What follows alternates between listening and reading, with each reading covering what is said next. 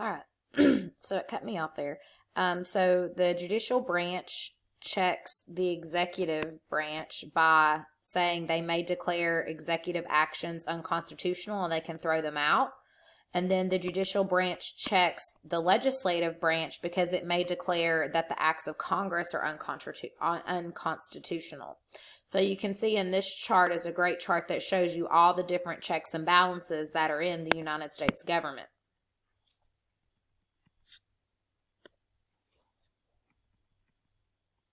All right, so our next basic principle of the Constitution is judicial review. So that's your next heading, judicial review, which is judicial means judge or court. So the courts can decide if a government action is unconstitutional. So that's your definition for judicial review. The power of judicial review is held by all federal courts and most state courts. So that power is held. So power is held by all federal courts and most state courts. Judicial review is established as a necessary power of the courts by Supreme Court Chief Justice John Marshall in 1803. So what you need to know here is that judicial review was established as a necessary power of the courts in 1803. So that's how far back that goes back. It goes back to 1803.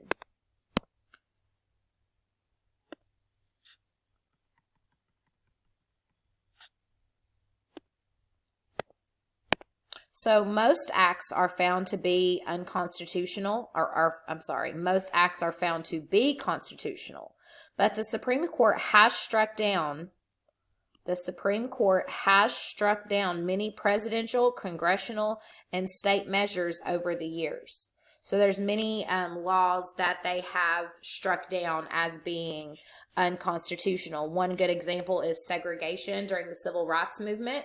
That case went all the way to the Supreme Court, and the Supreme Court struck it down and said that those state laws that said segregation was legal, that they were unconstitutional, and that states could no longer do that.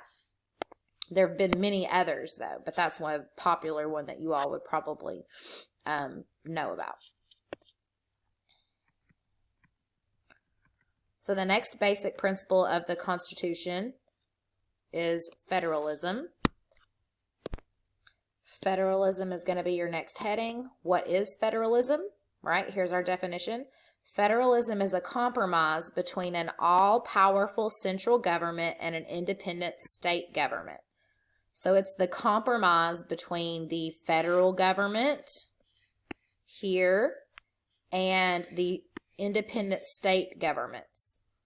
Because the state government, the Tennessee state government, is independent from the federal government. So federalism is the compromise between the federal government and the state's governments. Why was federalism important? Is because it corrected the weaknesses of the Articles of Confederation. Remember, you can abbreviate that AOC.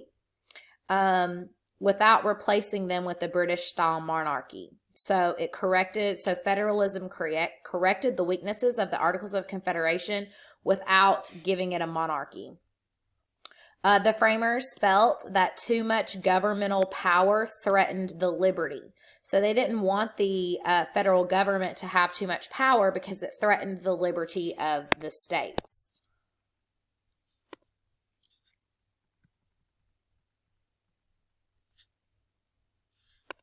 Lastly, federalism helps prevent that power from being abused. And it does that by dividing the government's power. So federalism helps prevent that power from being abused.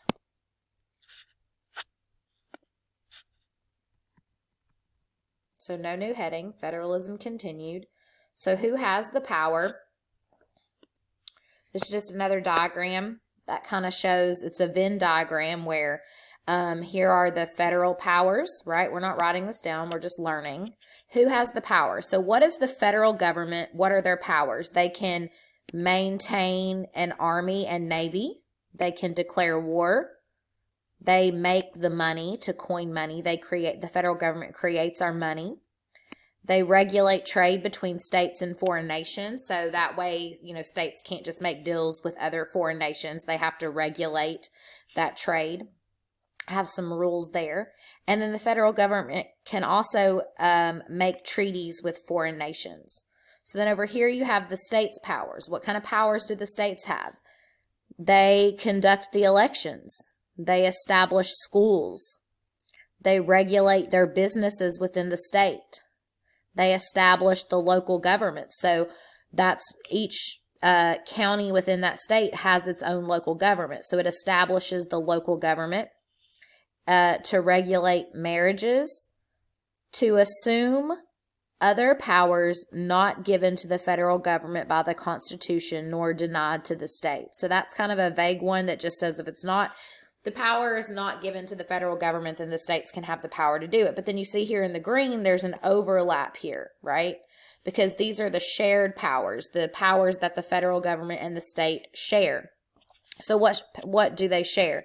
They enforce laws together. They establish courts together. They borrow money together. They secure the population together. To build infrastructure like bridges and things like that, that's done with the federal government and the state. Collecting taxes is a shared power between both, and making laws is a shared power between both. So all that you need to know there after we've talked about that diagram is that the Constitution divides power among the state and federal governments.